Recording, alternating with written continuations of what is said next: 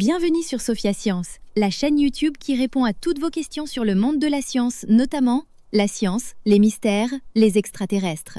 Le contenu de la vidéo d'aujourd'hui est: des scientifiques transforment des cellules humaines en alliances de mariage. Imagine une scène un peu folle. Deux personnes s'aiment, se promettent fidélité et échangent des alliances fabriquées à partir de leurs propres os. Oui, de leurs os, cultivés en laboratoire. Cette histoire, presque sortie d'un film de science-fiction, est pourtant bien réelle. Elle commence en Angleterre, dans des laboratoires où scientifiques et artisans ont décidé de repousser les limites de ce que peut être un bijou symbolique. Tout démarre avec quelque chose de très banal, des dents de sagesse. Quand elles sont retirées, elles contiennent encore des cellules osseuses bien vivantes. Les chercheurs prélèvent alors un minuscule fragment d'os et le décomposent pour en extraire ces cellules. Un peu comme si on prenait des graines dans un fruit pour les faire repousser ailleurs. Ensuite, direction le laboratoire. Les cellules osseuses sont placées dans un environnement très contrôlé, nourries avec des nutriments, maintenues à la bonne température, exactement comme une plante que l'on arrose et que l'on éclaire pour qu'elle grandisse. Petit à petit, ces cellules se multiplient et s'accrochent à une structure spéciale appelée bioglace. Le bioglace, c'est un peu comme un échafaudage invisible. Il imite la forme et la texture de l'os et guide les cellules pour qu'elles se développent correctement. Avec le temps, on obtient de l'os. Un os qui n'a jamais été dans le corps, mais qui vient entièrement de la personne elle-même. C'est à ce moment-là que les artisans entrent en scène. Parmi eux, Toby Kurdridge et Nicky Stott, spécialistes de bijoux d'exception.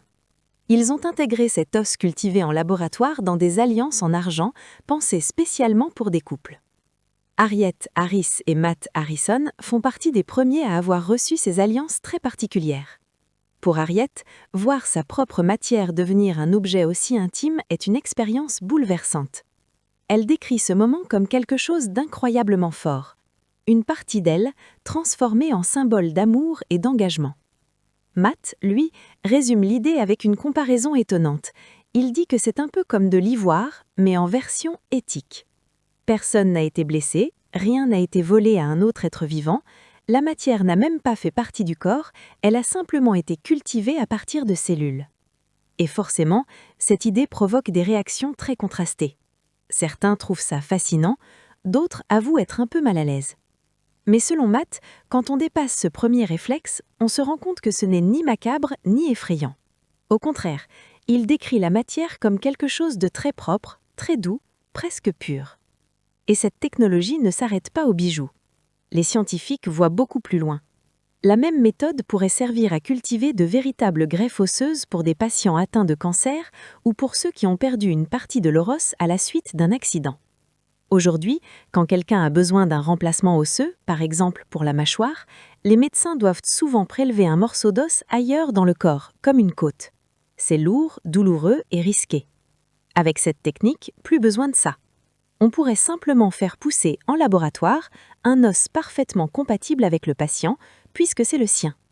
Le docteur Ian Thompson de l'université King's explique que cela pourrait améliorer considérablement la qualité de vie des patients tout en réduisant les interventions invasives. Au final, ce projet raconte bien plus qu'une histoire d'alliances étranges.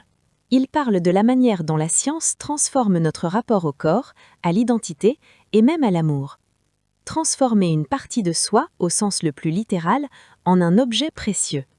Pour certains, c'est dérangeant, pour d'autres, c'est peut-être la forme la plus intime de symbole qui soit.